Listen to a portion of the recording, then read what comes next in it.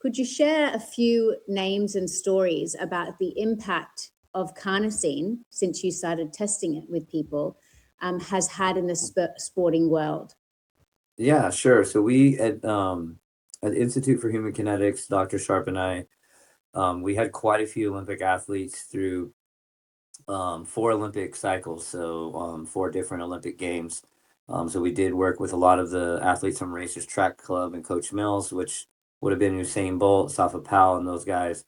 And then also, we had Brittany Reese and Dalia Muhammad and Carlin Isles and a whole bunch of other sprint athletes, Kevin Sorrell. And so a bunch of people that were already kind of at the top and had consistently won gold medal at multiple Olympic Games. But it wasn't until the introduction of carnosine into their daily routine that we started to break those drug era records that kind of came around from the Soviet bloc, and their shenanigans throughout the Olympic Games, mainly up and through the 80s.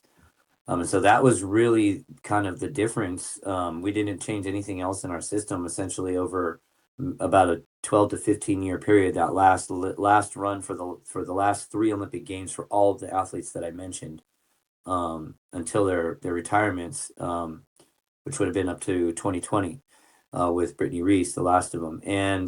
Um, and so that was the only thing that changed. The altitude tents, the hyperbaric chambers, the blood lactate testing, checking in on their DNA, and all those things that we had been doing were consistent, and then nothing else changed but the addition of carnosine to the daily routine.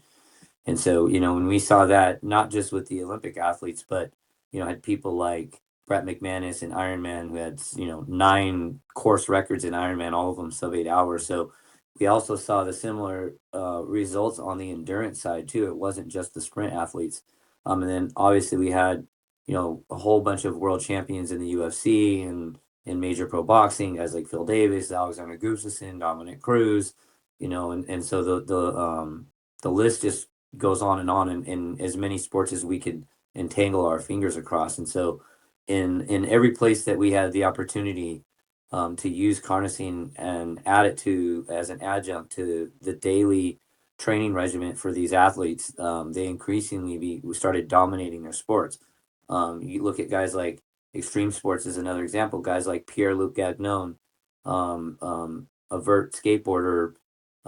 He was competing in just in that during and after that era of Tony Hawk, who everybody's familiar with. And Pierre has like a dozen more X Games medals than Tony Hawk. I mean, he was significantly more decorated. He also competed during that Shaun White era. And Pierre, being the Canadian, the media didn't shine a lot of light on him.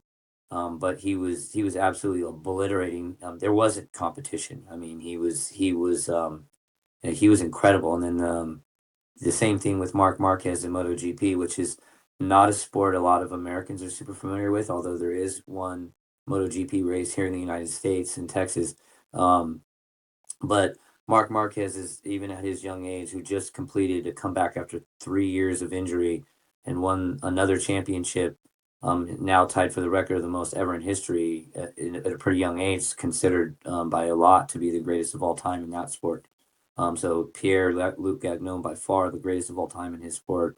You got, Marc Marquez in his sport, arguably, you know, eking out over Rossi and some of the other guys in that sport who are incredible as well, as the greatest of all time. And so, for us at Institute for Human Kinetics, we've literally watched these guys rewrite the record books. And it's hard to find a sport where lactical athletes haven't completely dominated it. Mm. Wow.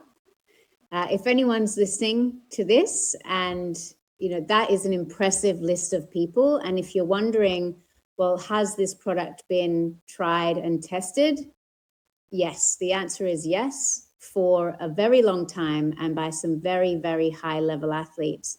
And what's exciting, Chad, is people might say, oh, well, I'm not a top sports performing athlete, and PBs and seconds off times don't really matter in my everyday reality. But how is this bringing it back to general health and well-being? Because everyone everyone's humans and our physical bodies are the same. So how does this bring it back to everybody?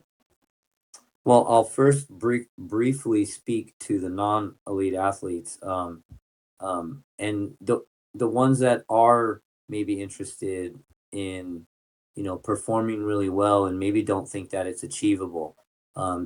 We have countless stories of people who have never been on a podium in their sport, using the product one time and then winning and being on the podium. And so I think that's as empowering and fulfilling as somebody hoisting that gold medal, because you have people who are exceeding what might even genetically be possible, which is why topical technology is so incredible.